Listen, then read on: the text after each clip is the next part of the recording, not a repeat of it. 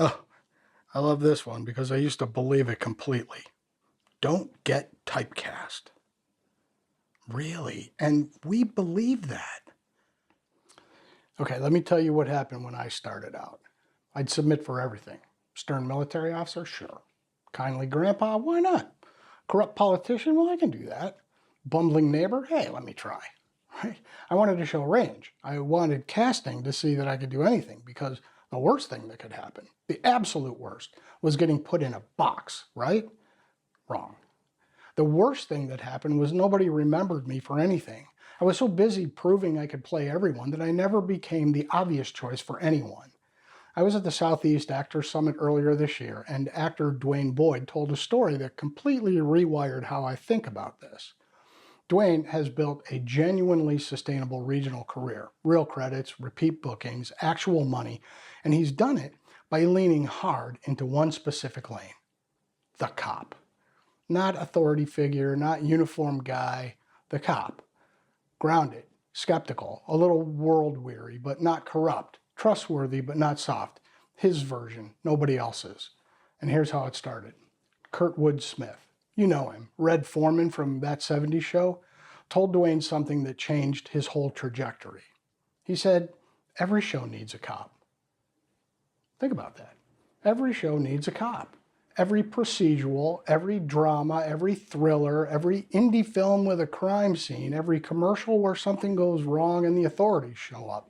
Every single one of those productions needs someone who looks, sounds, and feels like a real cop. Well, Dwayne heard that and made a decision. He stopped trying to be versatile and started becoming undeniable. He studied law enforcement culture. He developed specific physical work, how that character stands, holds tension, listens. He's not playing generic cop. He's playing Dwayne Boyd's cop, and that version is now in demand. That's not getting typecast. That's building a business. So why do we resist this? Because it feels like a trap. I get it. I mean, you didn't get into acting to play the same thing over and over, but here's what's actually going on underneath that fear. You're worried you'll get bored. Fair enough, but boredom is a craft problem, not a casting problem. There's infinite specificity inside a lane. The cop who just found out his daughter's in trouble plays very differently from the cop who's 3 days from retirement. Same type, completely different work. You're worried you'll miss out on other opportunities. But here's the thing. You're already missing other opportunities, because when you submit for everything, you're not the obvious choice for anything. When you own a type completely, when you're genuinely the go-to for something specific, you build enough momentum that the interesting out-of-type work starts finding you. And that's how it works, by the way. Range is earned, it's not front-loaded. Samuel L. Jackson, he didn't start getting offered quiet, nuanced roles because he auditioned for them. He got offered them because he became so undeniable in his lane that directors wanted to see what else he could do. And you're worried you'll be seen as limited. By who? The casting director who's been trying to fill your exact type for the last 3 projects and keeps almost but not quite finding it? You being clearly, strongly, undeniably one thing isn't a limitation to them, it's a solution. I'm a 65-year-old white guy who spent 20 years in the Navy and another 21 working for the government. I've got a specific look, a specific energy. I walk into a room and people see military officer, retired detective, stern father, corporate executive. That's my lane. You know what I'm not getting cast as? The romantic lead in a teen drama. And I'm okay with that. I mean, I'd crush it, obviously, but the phone hasn't rung yet. I mean, it took me a while to stop fighting that, right? I wanted to show I had range beyond the authority figure, and maybe I do, but the market wasn't asking for my range. The market was asking for a guy who looks like he's run a few operations and knows where the bodies are buried. And once I stopped resisting that and started owning it, leaning into the energy, I naturally making my headshots and my reel tell that story clearly, things started clicking. Not because I got more talented, because I got more specific. But here's a quick gut check. Look at your headshot, your reel, and your casting profiles.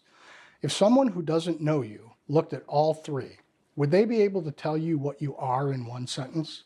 If the answer is no, If your materials are telling three different stories because you're trying to cover every base, that's not versatility. That's confusion. And confusion doesn't book. A clear picture books every time. So if somebody told you not to get typecast, if you've been running from the feedback the market keeps giving you, if three different people in three different rooms have said some version of the same thing about you and you keep thinking you need to prove them wrong, stop. Listen. That's not a criticism. That's market data. And the actors who work consistently aren't the most versatile actors in the room. They're the most clearly positioned. They know exactly what they are. They've made peace with it. And they've decided to be the absolute best version of that thing. Every show needs a cop. Every show needs a stern dad. Every show needs a weary executive. Every show needs something. Figure out what you are and then go be undeniable. Let's stop fighting your type and start owning it. Hey, you want to go deeper? Well, I wrote more about this at gary-mason.com/blog. The link is in the description. New myths busted every week. Hit subscribe, and I'll see you in the next one.